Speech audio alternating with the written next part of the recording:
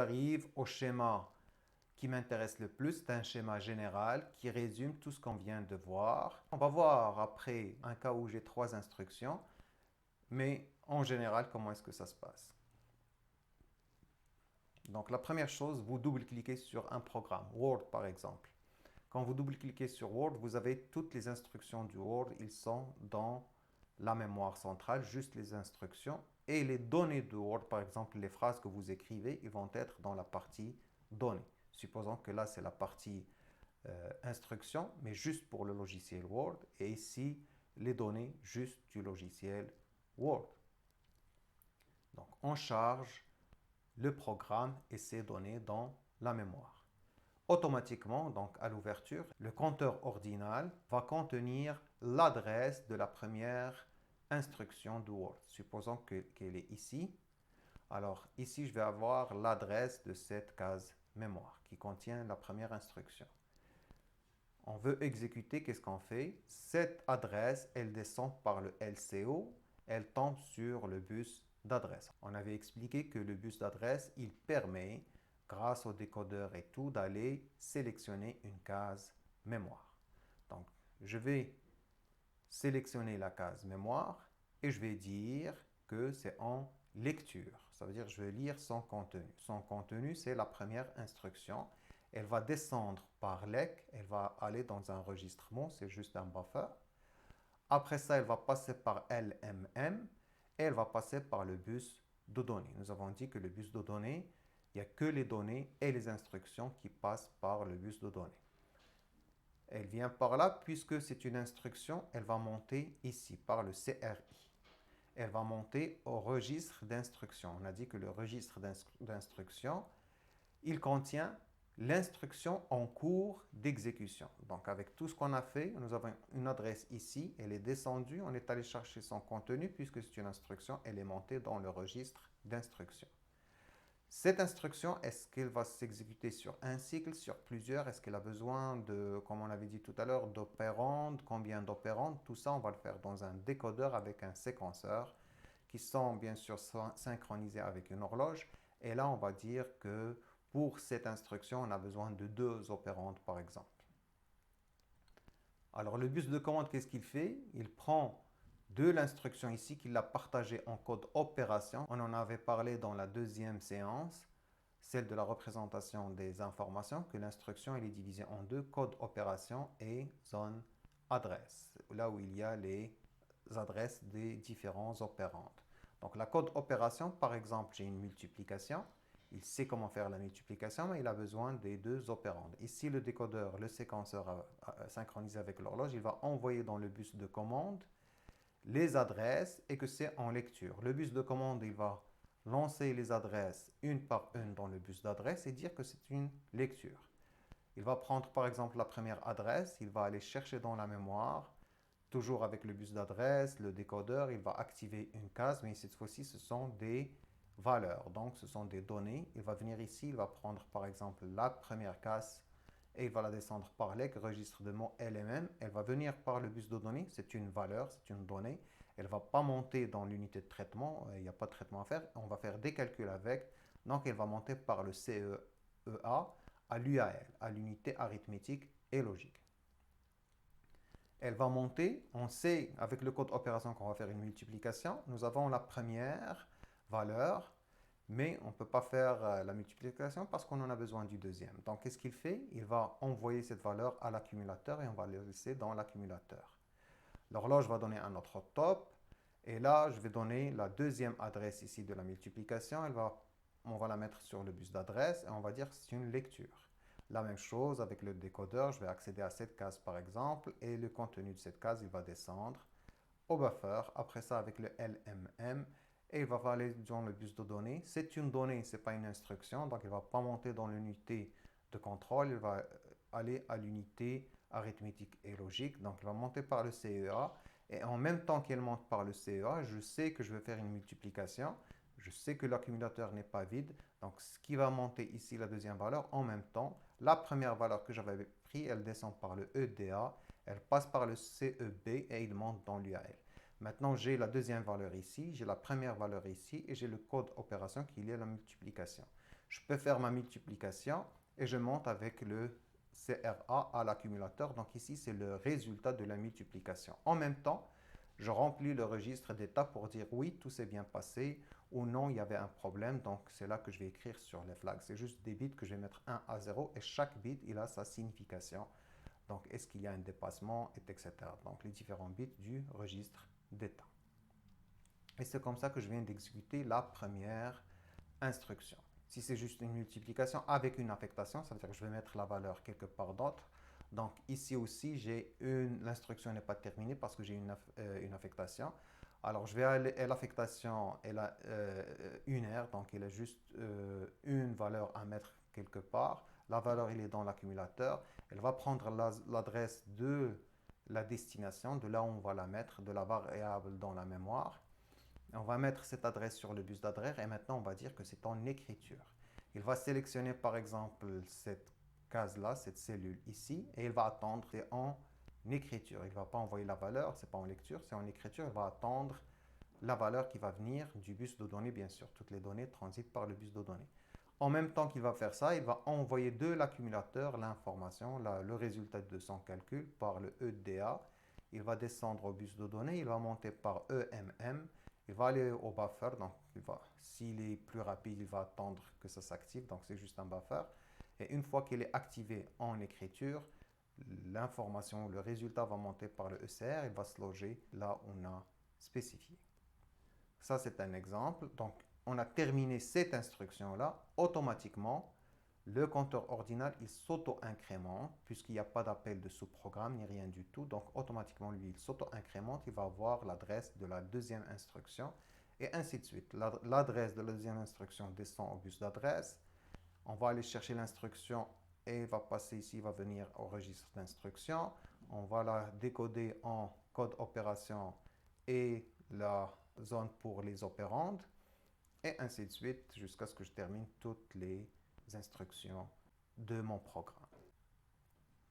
Ici, c'est toutes les abréviations que j'ai utilisées dans le schéma. Le LCO, lecture du compteur ordinal. Le CCO, chargement du compteur ordinal. Le PSR, pointage sur registre, transfère le contenu du bus d'adresse dans le registre adresse mémoire. Le LEC, c'est lecture, transfère le contenu de l'emplacement mémoire dans le registre mot, mémoire tampon. Le ECR, écriture, transfère le contenu du registre mot mémoire dans l'emplacement mémoire, repéré par l'adresse stockée dans le registre adresse mémoire. Le LMM, lecture mot mémoire. Le MMM, écriture mot mémoire. Le CRI, chargement registre d'instruction. Le CAD, chargement adresse, transfère la partie adresse, l'opérande de l'instruction sur le bus d'adresse. CRA, chargement registre accumulateur, le résultat d'une opération dans l'URL est transféré dans l'accumulateur. Le CEA, chargement entrée A, transfère le contenu du bus de données sur l'entrée A de l'URL. CEB, chargement entrée B, transfère le contenu de l'accumulateur sur l'entrée B de l'URL. EDA, envoie données accumulateur, transfère le contenu de l'accumulateur sur le bus de données. Et ICO, c'est incrémentation du compteur ordinal. C'est plus 1 du compteur ordinal pour qu'il pointe sur la prochaine instruction. Il va contenir l'adresse de la prochaine instruction. Alors maintenant, si vous avez bien compris cette étape, je vais vous demander d'imprimer ou d'ouvrir le même schéma sur un autre écran ou juste de copier cet exemple ici et essayer d'exécuter les différentes instructions, de suivre le chemin pour l'exécution des différentes instructions. Donc le programme, il commence par entier P égale. C'est un entier qui est égal à un chiffre, il est en binaire. Je déclare deux autres variables, deux autres données, le L et le S. Je veux lire du clavier L, je vais demander, ça c'est la première instruction en fin de compte, je vais lire du clavier. Le S égale à L plus P, je vais faire une affectation de la somme de L que j'ai pris du clavier et du P que j'avais donné. Et je veux afficher S. Donc je demande les étapes détaillées de l'exécution depuis le double-clic sur l'exécutable du programme. Donc supposons que ça c'est un programme que vous avez créé, vous double-cliquez, qu'est-ce qui se passe? Partie matérielle. Alors, je vous laisse essayer. Après ça, je présente la solution. Alors, le même schéma ici. J'ai exécuté déjà la première instruction. Souvenez-vous, la première instruction, c'était entier P égale à cette valeur. Et la deuxième instruction, c'était déclarer L et S. Tout ça, ça se passe dans la partie donnée. Donc, j'ai un P qui est égal à la valeur. Et j'ai déclaré un L et j'ai déclaré un S. J'ai réservé leur place. Donc, la première case mémoire, elle contient la première adresse qui est lire L, c'est 0001. Bien sûr, il y avait les deux premières instructions, mais je les avais déjà exécutées, c'est ce qui a donné ça, parce que je m'attardais plus sur S égale à L plus P. C'est pour ça que j'ai sauté ces deux instructions, mais tout ce que ça fait, c'est que ça déclare un P, L, S et ça met cette valeur dans P. Maintenant, le compteur ordinal, puisqu'il a fait les deux premières instructions, il s'est auto-incrémenté. La valeur du compteur ordinal, ça va être l'adresse de la prochaine instruction. C'est quoi la prochaine instruction? C'est lire L. C'est quoi son adresse? C'est 0001. C'est pour ça qu'on a un 0001 ici. Maintenant qu'on a 0001 ici, qu'est-ce qui se passe? Alors, ce qui va se passer, c'est, on a dit que LCO, elle permet de lire le contenu du compteur ordinal sur le bus d'adresse. Donc, tout simplement, le 0001 va descendre ici, je vais avoir 0001 ici. Comme j'ai une adresse sur le bus d'adresse, je vais dire que c'est en lecture. Donc 001 va venir ici, elle va être décodée, on va trouver que c'est ça. On va pointer, on va activer le CS, on va activer cette partie ici avec le 001, le décodeur va pointer sur cette partie, on va l'activer en read. Rappelez-vous de ce qu'on avait vu tout à l'heure sur comment est-ce qu'on lit une mémoire. Donc en read, ça veut dire que la valeur, le contenu de cette cellule, il va descendre par LEC, il va venir dans le registre mot, il va descendre par LMM, il va venir dans le bus de données, il va partir dans le bus de données. Puisque c'est une instruction, elle va monter par le CRI. Il va venir ici et je vais trouver que c'est lire L. Donc je dois lire du clavier. Lire, pour ceux qui font PO avec moi, c'est le console.readline. Alors je veux lire. Pour lire, l'utilisateur il doit saisir, il doit entrer une valeur et cette valeur je vais la prendre et je vais la mettre où? Je vais la mettre dans L. Alors j'ai une opérande qui est L. Je vais envoyer ici l'adresse du L. Le bus de commande, il va dire que c'est en écriture. Il va envoyer l'adresse ici au bus d'adresse. Et le bus d'adresse, il va permettre d'ouvrir le L. C'est lui, je vais l'ouvrir en écriture et je vais attendre la donnée qui va venir par le bus de données. Je n'ai pas de calcul, il n'y a rien à faire. Je dois attendre que une interruption comme dit qu'il a saisi, il a terminé, que le buffer du clavier il est rempli, il est prêt maintenant on est prêt maintenant à prendre l'information. La valeur maintenant, elle va venir du buffer du clavier. Elle va passer par le bus de données, bien sûr, c'est une donnée. Elle va monter par EMM parce que la mémoire elle est ouverte en écriture et on pointe sur le L. Elle va passer au registre mot, elle va passer par le ECR et la valeur qu'on a tapée au clavier, elle va venir se loger dans L. La valeur maintenant, elle vient dans L et le ICO va être incrémenté à 0002. 0002 va descendre à LCO. Le bus d'adresse va permettre d'ouvrir 0002 en lecture. Le S égale à L plus P va être lu, il va descendre par LEC au registre mot par LMM au bus de données. C'est une instruction. Elle va monter par le CRI. Elle va se loger dans le registre d'instruction qui contient l'instruction en cours d'exécution. Le code opération, c'est l'addition. Donc le S égale à L plus P va être divisé en plusieurs sous-instructions par le décodeur séquenceur. La première, c'est faire le L plus P. Et pour faire ça, j'ai besoin d'aller chercher L, aller chercher P, faire la somme. ouvrir S en écriture, prendre le résultat de la somme et le mettre dans S. C'est plusieurs sous-instructions, plusieurs petites instructions qui vont être effectuées. C'est le séquenceur qui va décider c'est quoi ces petites instructions. Donc la première, c'est aller chercher les opérandes. Donc on a deux opérandes, L et P. On va dire par exemple l'adresse de L, on va la mettre sur le bus d'adresse. Elle va être trouvée dans la mémoire ici. On va l'ouvrir en lecture. C'est une donnée qui va descendre par LEC registrement LMM dans le bus de données. Puisque c'est une donnée, elle va monter par CEA et non pas CRI. La donnée elle est ici. Le code de l'opération, c'est le plus, c'est une addition. J'ai besoin de deux opérandes, je n'ai juste une. Elle va monter et on va la stocker dans l'accumulateur. Je vais mettre l'adresse du P. Le bus d'adresse va permettre d'ouvrir P en lecture. Je vais prendre la valeur de P, le 100 ici, et je vais le descendre au enregistrement LMM. Il passe par le bus de données, il monte par le CEA, et en même temps, je descends la valeur de l'accumulateur qui est L par EDA, CEB, il va monter dans UAL, et la deuxième valeur, elle vient du CEA, donc l'UAL peut faire maintenant l'addition, et le résultat va être stocké dans l'accumulateur. Je viens de calculer L plus P. Je n'ai pas encore terminé. Cette instruction, elle contient encore une sous-instruction qui est l'affectation. S égale. Donc, je vais lancer dans le bus d'adresse l'adresse de S et le bus de commande, il va dire que c'est une écriture. Alors, S va être localisé grâce au décodeur. On va trouver S et on va dire que c'est une écriture. Il va attendre la donnée qui va circuler dans le bus de données. Il va la mettre dans S. Et la valeur, le résultat du calcul de l'addition va descendre par EDA. Il va aller dans le bus de données. Et il va monter par EMM, registrement ECR, et il va se loger dans S.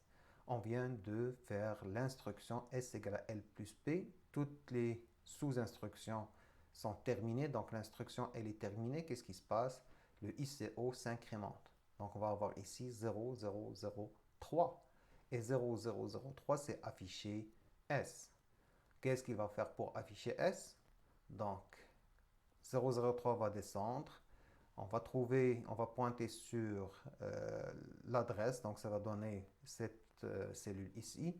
Afficher S va descendre, toute l'instruction va descendre, elle va passer par le LEC, le registrement, le LMM, elle passe au bus de données. C'est une instruction, elle monte par le CRI, elle se loge dans le registre d'instructions, elle est divisée en deux. Nous avons le code opération qui est un affichage et nous avons l'opérande qui est S. On prend l'adresse de S. Bien sûr, ici, on l'a mis sur le bus d'adresse, on dit que c'est une lecture. C'est une lecture, c'est-à-dire que je vais récupérer la valeur. En même temps, l'opération, c'est un affichage, je vais activer le tampon de l'écran, le buffer de l'écran. Donc, l'adresse et le décodeur, il va trouver le S, il va l'ouvrir en lecture. La valeur de S, le résultat de l'addition, va descendre par LEC, registrement LMM, bus de données. Et là, c'est le registre de l'écran qui va être activé. Donc, le résultat, cette donnée-là, elle ne va pas venir ici, elle va aller dans le buffer de l'écran. Une fois que le buffer va contenir l'information, il va l'afficher sur l'écran. Et c'est comme ça que j'affiche le résultat. Qu'est-ce qui se passe après? Ici, il n'y a plus d'instructions. Donc, le ICO dit, j'ai terminé, je ne peux plus m'auto-incrémenter. C'est la dernière instruction. Et le programme est fermé. Je viens de terminer l'exécution de ce programme. Alors, pour plus de détails, j'ai écrit toutes ces étapes, le 6, le 7. Donc, tout en détail, vous pouvez revenir sur les différentes étapes. Ils sont écrites, mais c'est ce que je viens d'expliquer.